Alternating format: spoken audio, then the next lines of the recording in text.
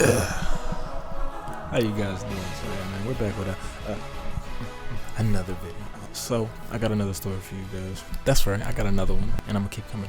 This story is another basic story, and it comes from the Air Force. It comes from BMT, and it comes from a guy named William Billy Porras. That's the guy this story is going to be centered around. And the reason it's centered around William is because of his strange actions throughout all of BMT. Now, when I say strange, I don't mean just, drown a midget, you know what I'm saying? Like, kick a cat, you know what I'm saying? And you, like, kidnap a donkey. Now the man is panicked. He's out of breath and unable to escape.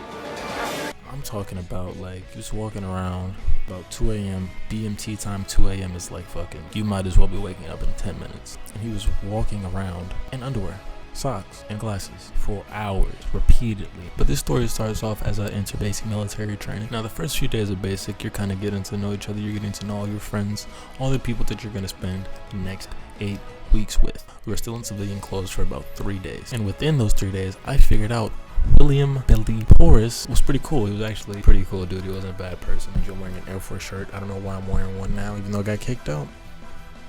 But Billy was one of those kids to where he was pretty quiet. He was pretty out of the way as a person, I guess you would say. And one day, I think this is about the 5th day in the BMT, we had already got our first issue clothing. So once you get your first issue, what you're gonna be doing is you're gonna start folding your beds, basically. Once you start learning to fold beds, they're gonna expect you to do that every day. Every day, as soon as you wake up, you're gonna be expected to have your beds folded.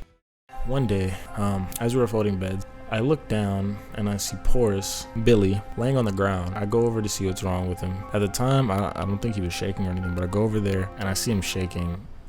And I'm like, oh, fuck. I'm like, fuck, bro. So me, I'm an element leader. I have to take, and nobody's really doing anything. So I kind of have to, like, take the responsibility on and go get our dorm chief. We go to our instructor at the time.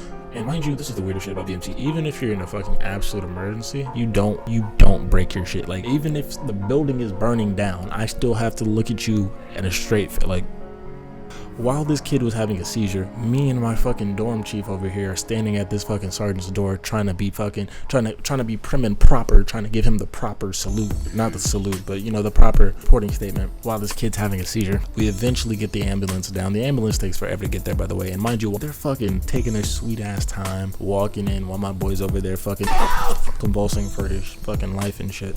So eventually they get upstairs. We get William some help. We get Porras some help. And eventually he comes to. He comes okay. But they keep him in the hospital for a day just to make sure that he is fine. And that is where everything went wrong.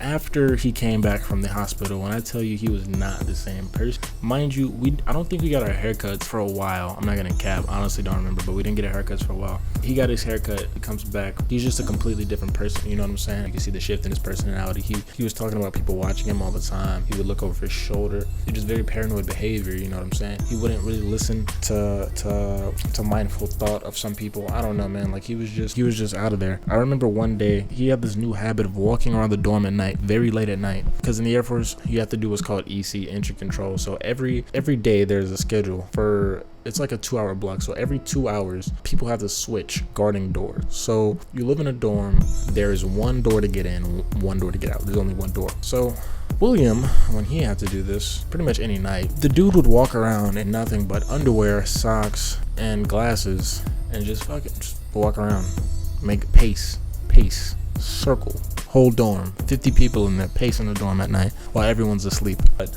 really showed us the decline here was one night, me and a friend of mine named Kingston Jones. He was telling me about his life story. He was telling me a whole story about his life, and Porras comes into the bathroom and he says, man, I'm hungry. And I'm like, jokingly, I'm like, you know, like, man, I'll go down there, you know.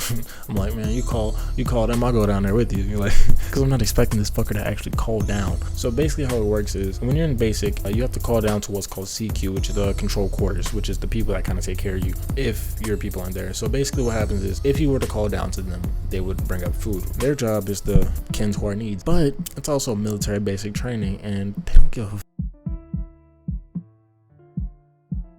They have to tend to your needs legally, but it's military basic training. They want to pressure you at every chance. So they're like, bro, what the fuck you going down? If they could cuss you out, they would. I jokingly say I would go down there with him. He takes that seriously. And Kingston, my friend next to me, he says, nah, you good. I'll go down there with him. And I say, are you sure? Bro, I got it. I'm like, bro, I got it. You sure? He's like, yeah. I'm like, all right, man. Okay. And that's exactly what happened. Horace went to the call center, buzzes.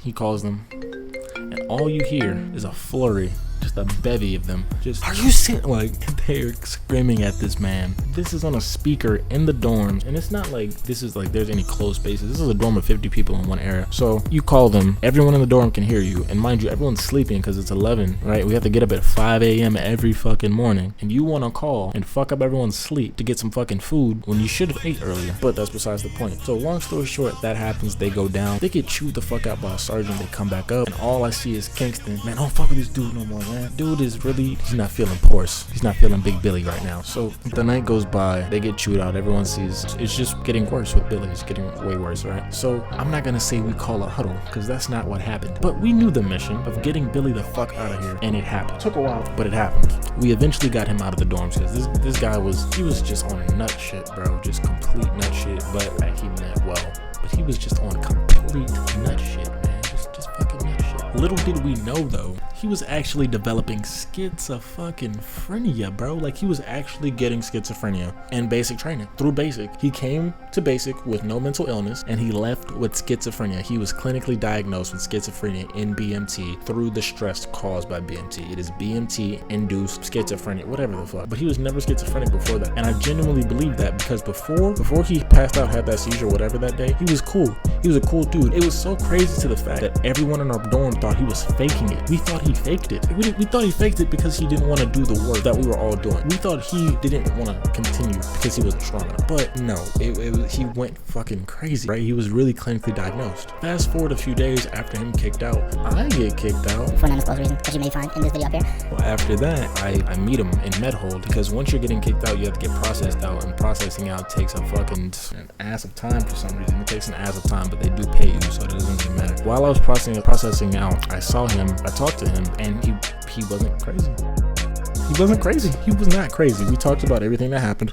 He said we treated him like shit, but mind you, he punched somebody while they were fucking asleep. That's the reason he got kicked out. He punched somebody in the chest while they were sleeping at night, and he got kicked out for that reason, right? Simple enough. Last time I heard, he had a girlfriend. The girl stole a TV from him and then broke up with him, something like that. That's the last I've heard of Billy. This is all I can say about him. That was the story of Billy. If you guys like this one, like, comment, subscribe. This is just a quick story, just to hold you guys over until my next video. This has been Jaquez. Thank you for watching. Thank you for coming back. Like, comment, and subscribe. That sounded retarded, but thank you guys. Like, comment, and subscribe. I can't speak English. 1, 2, 3.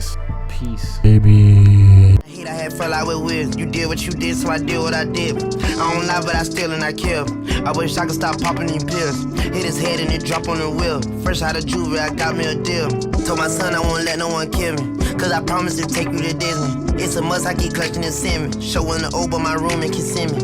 I know everybody tell her I'm silly, but I hope that she see the best in me. Think she feeling the kid like I'm Gilly. Think she feeling the kid like I'm I'm a snipe, anybody get touched. If it's pressure, I'm searching you up. Last night we were vibing so tough. She fucking with me and I'm fucking with her. I wish we could run off somewhere nice on the island.